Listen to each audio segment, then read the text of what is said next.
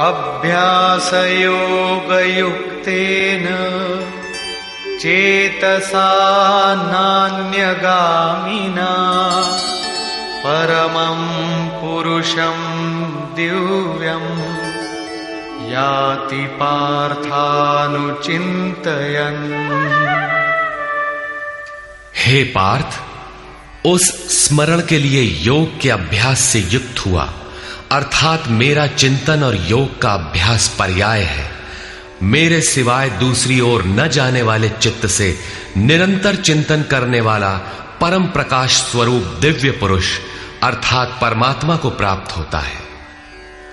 मान लीजिए कि ये पेंसिल भगवान है, तो इसके सिवाय अन्य किसी वस्तु का स्मरण नहीं आना चाहिए। इसके अगल बगल आपको पुस्तक दिखाई पड़ती है या अन्य कुछ भी, तो आपका स्मरण खंडित हो गया। स्मरण जब इतना सूक्ष्म है कि इष्ट के अतिरिक्त दूसरी वस्तु का स्मरण भी ना हो, मन में तरंगे भी ना आए, तो स्मरण और युद्ध दोनों एक साथ कैसे होंगे? वस्तुतः जब आप चित्त को सब ओर से समेटकर अपने एक आराध्य के स्मरण में प्रवृत्त होंगे, तो उस समय मायिक प्रवृत्तियां काम, क्रोध, राग, द्वेष बाधा के रूप में सामने प्रकट ही है। आप स्मरण करेंगे किंतु वे आपके अंदर उद्वेग पैदा करेंगे। आपका मन स्मरण से चलायमान करना चाहेंगे। इन बाह्य प्रवृत्तियों का पार पाना ही युद्ध है। निरंतर चिंतन द्वारा ही इनका अंत किया जाता है। इसलिए निरंतर चिंतन के साथ ही युद्ध संभव है। गीता का एक भी श्लोक बाह्य मारकाट का समर्थन नहीं करता। चिंतन किसका करें, इस पर कहते हैं,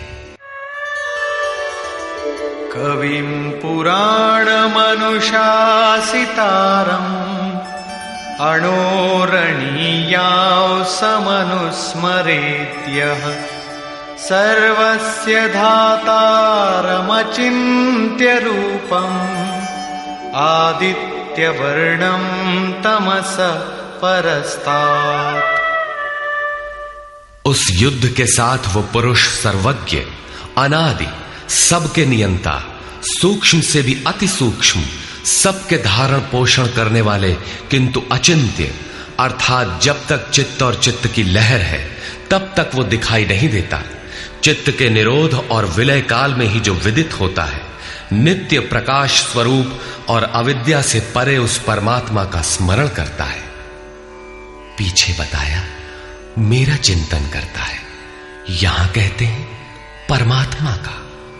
अतः उस परमात्मा के चिंतन अर्थात ध्यान का माध्यम तत्व स्थित महापुरुष है। इसी क्रम में प्रयाण काले मनसाचलेन भक्त्या युक्तो योग बलेन चैव भ्रुवोर्मध्ये प्राणमावेश्य सम्यक् सतं परं पुरुषमुपैति दिव्यम्। जो निरंतर उस परमात्मा का स्मरण करता है, वो भक्ति युक्त पुरुष प्रयाण काले, मन के विलीन अवस्था काल में योग बल से अर्थात उसी नियत कर्म के आचरण द्वारा भ्रिकुटी के मध्य में प्राण को भली प्रकार स्थापित करके अर्थात प्राण अपान को भली प्रकार सम करके न अंदर से उद्वेग पैदा हो, न बाह्य संकल्प कोई लेने वाला हो, सत रज तम भली प्रकार शांत हो, सुरत इष्ट में ही स्थित हो, उस काल में वो अचल मन अर्थात स्थिर बुद्धि वाला पुरुष उस दिव्य पुरुष परमात्मा को प्राप्त होता है। सतत स्मरणीय है कि उसी एक परमात्मा की प्राप्ति का विधान योग है। उसके लिए नियत क्रिया का आचरण ही योग क्रिया है, जिसका सविस्तार वर्णन योगेश्वर ने 4वें व 6वें अध्याय में किया है। अभी उन्होंने कहा निरंतर मेरा ही स्मरण कर। कैसे करें? तो इसी योग धारणा में स्थिर रहते हुए करना है। ऐसा करने वाला दिव्य पुरुष को ही प्राप्त होता है, जो कभी विस्मृत नहीं होता। यहां इस प्रश्न का समाधान हुआ कि आप प्रयाण काल में किस प्रकार जानने में आते हैं।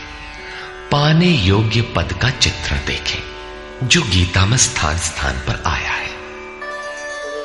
यदक्षरं वेदविदो वदन्ति विशन्ति यद्यतयो वीतरागाः यदिच्छन्तो ब्रह्मचर्यं चरन्ति तत्ते पदं संग्रहेण प्रवक्ष्ये।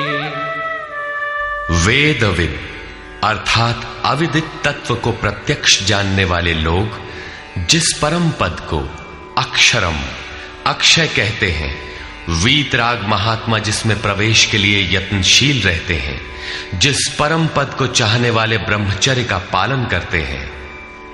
ब्रह्मचर्य का अर्थ जननेन्द्रिय मात्र का निरोध नहीं, बल्कि ब्रह्म आचरति सब ब्रह्मचारी, बाह्य स्पर्शों को मन से त्याग कर ब्रह्म का निरंतर चिंतन स्मरण ही ब्रह्मचर्य है। जो ब्रह्म का दर्शन करा उसी में स्थान दिला शांत हो जाता है। इस आचरण से इंद्रिय संयम ही नहीं बल्कि सकलेंद्रिय संयम स्वतः हो जाता है।